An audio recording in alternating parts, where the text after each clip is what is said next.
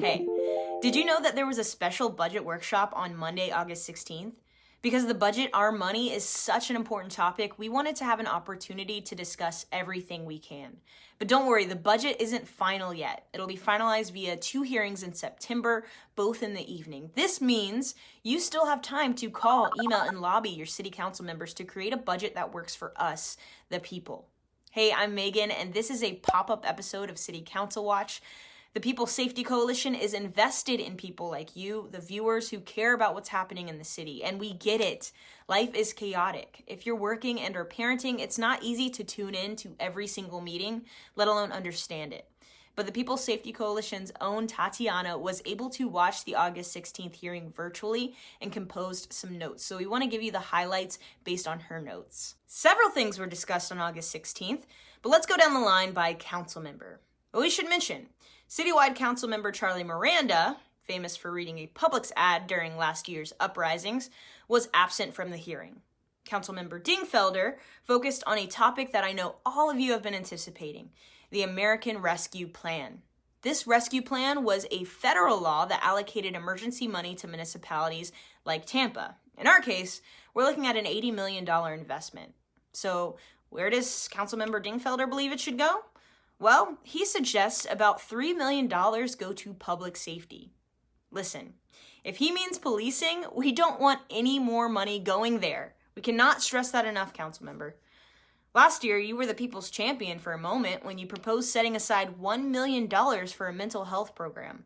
We talked about this before, but we the people largely demanded an autonomous, unarmed program similar to Cahoots. We want a version of Cahoots that is completely separate from the police, funded separately, and not ran by or coordinated with the police chief or sheriff. With $3 million, we believe we can get that program started.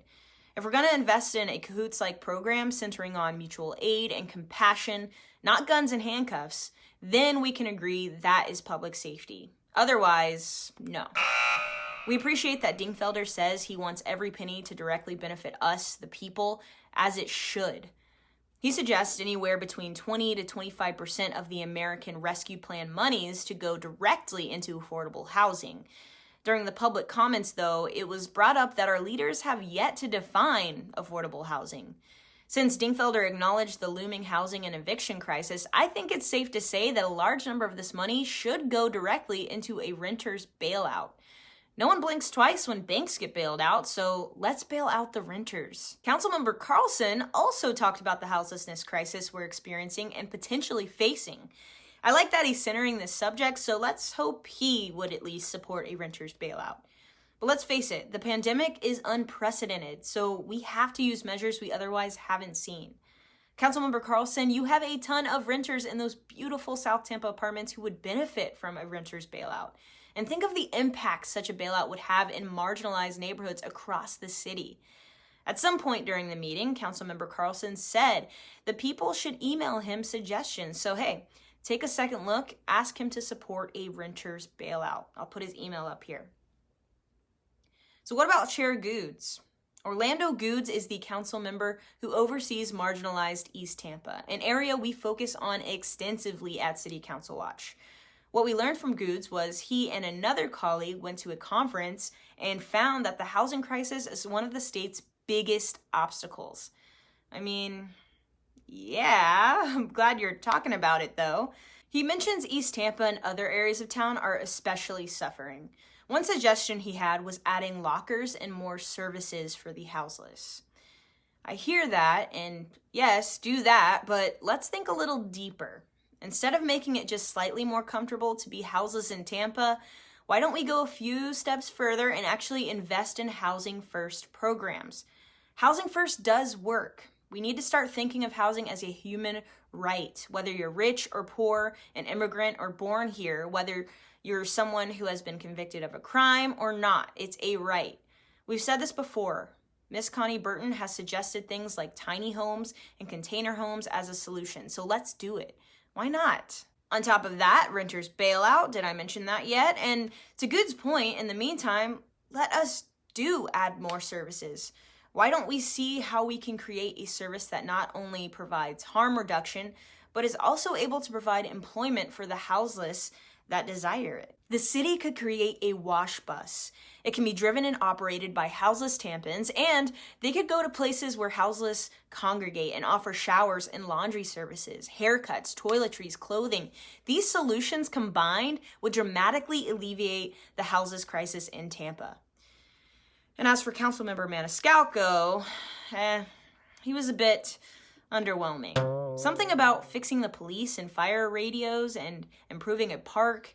He did echo agreement in the needs to address housing, though, so reach out to him too. Councilmember Vieira, you may remember he wrote out a public safety master plan earlier this year, and one of the key points he has been consistent on was improvements to the fire department. I do see a very big need there, but I think more direct benefits to the everyday people is the priority when it comes to the American Rescue Plan money. Tampa Fire could borrow some cash from, TPD for their improvement, don't you think? And Councilmember Citro. I like that he addressed the need for more sidewalks.